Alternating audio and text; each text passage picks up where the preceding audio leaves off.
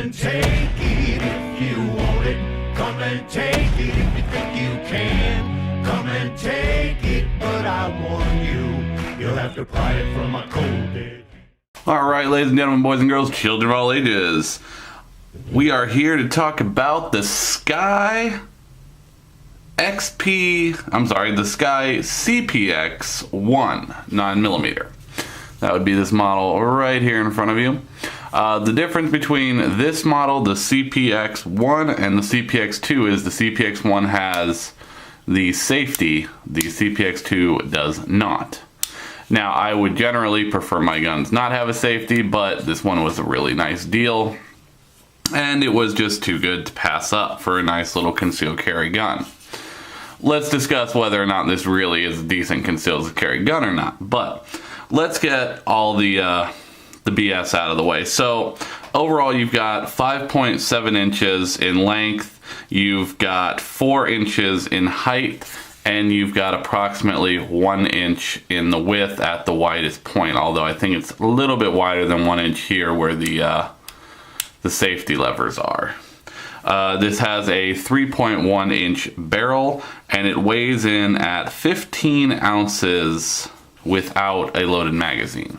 With a loaded magazine, you're looking at more like 20 ounces. So it's about a pound unloaded, about a pound and a quarter or so loaded. Not a horrible gun for concealed carry purposes.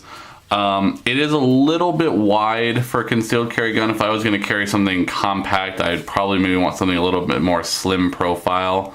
This is a double stack magazine, so there's a little bit more thickness in the width of the handgun because you are running a 10-round double stack magazine.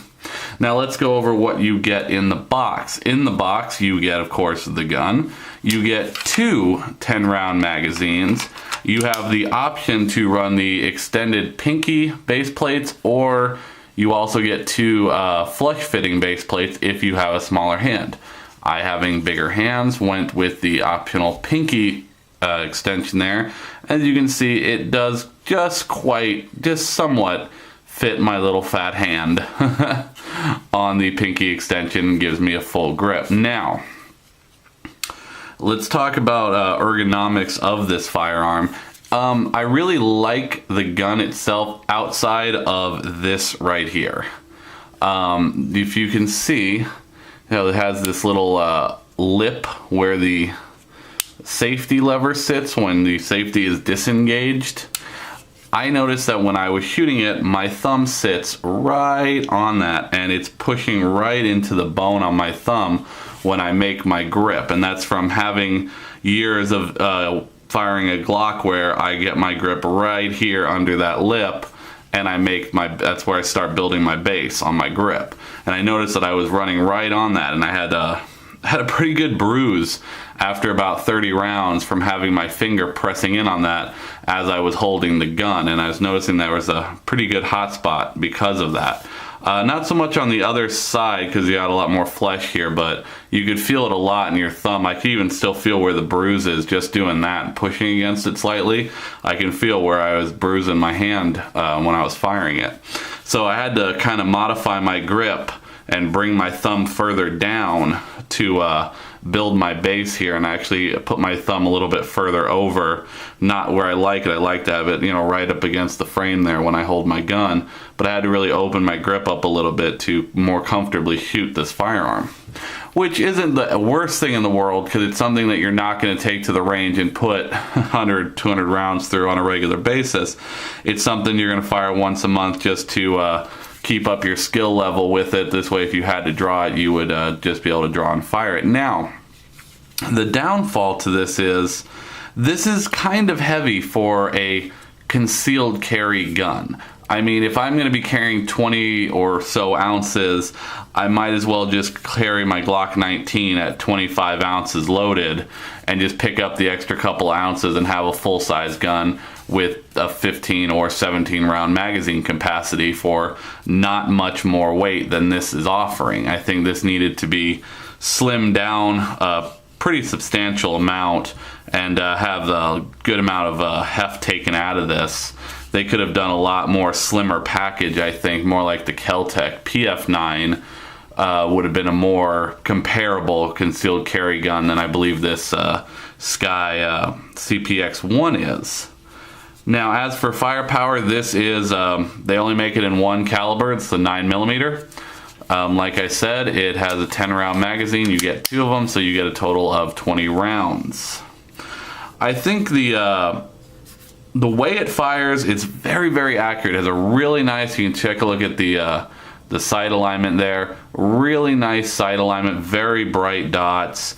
It is a internal magazine, or internal hammer there. If you take the safety off, you can see when I pull the trigger, you see the hammer there. That's where it sits. Similar with the Kel-Tec with that internal hammer right there, or covered hammer, however you'd want to say it. I think overall, the overall design of the gun is really nice. I think if I had the CPX2 without the safety and it didn't have this little lip right here, I think I would like the gun a lot more. But like I said, I kind of came across this as a smoking deal right at the end of last month with someone who was hard up to pay their rent. So this kind of went up on Backpage here in Phoenix and it came down very quickly.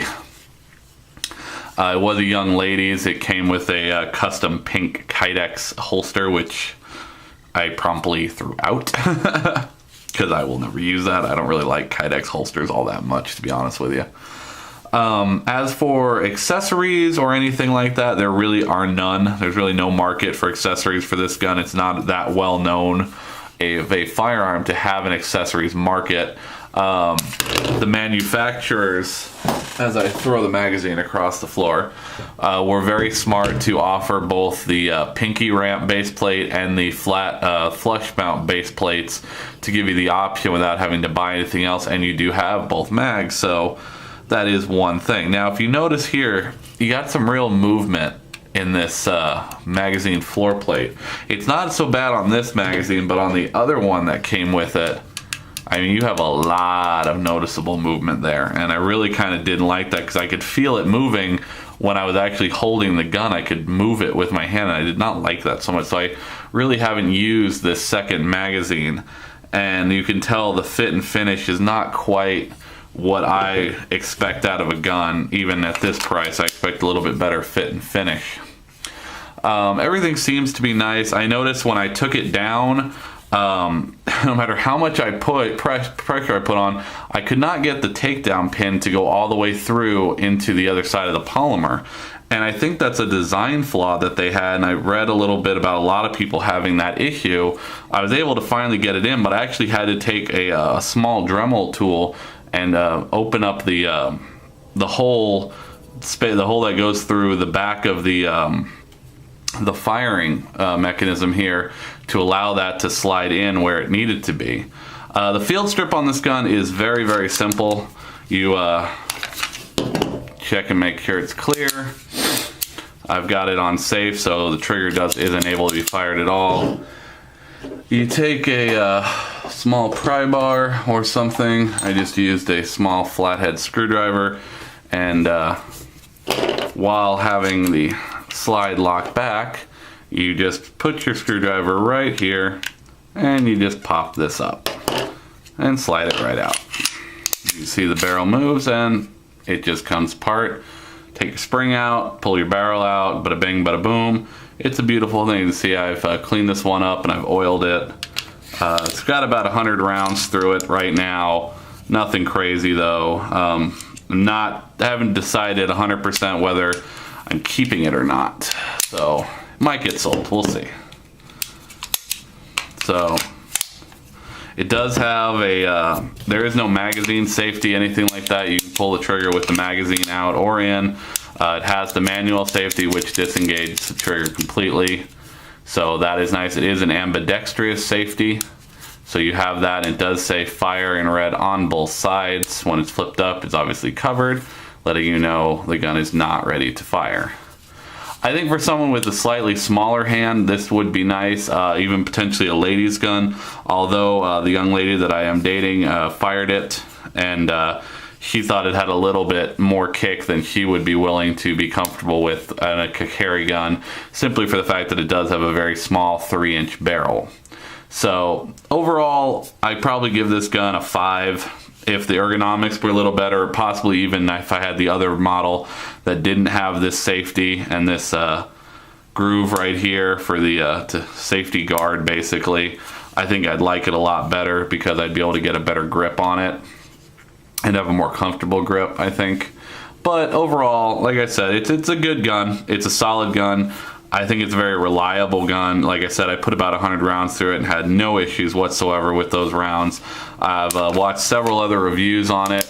Everyone seems to like the gun, give the gun very positive reviews.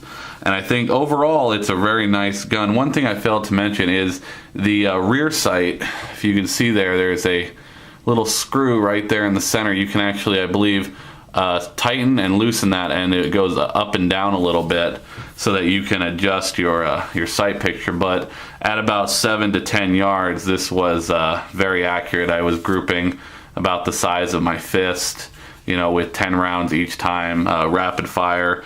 I didn't feel, like I said, I can hold the gun in a good place when I'm firing, and the muzzle rise wasn't much and very manageable on this gun. I think with the heavier upper that they put on this, the all steel upper here, I think that weight allows the gun to be more manageable. Potentially, if it was lighter, you may have more flip to it, so I can understand why they added a little bit of weight there. Like I said, all in all, it's a very nice gun. I think the MSRP for these was about $320.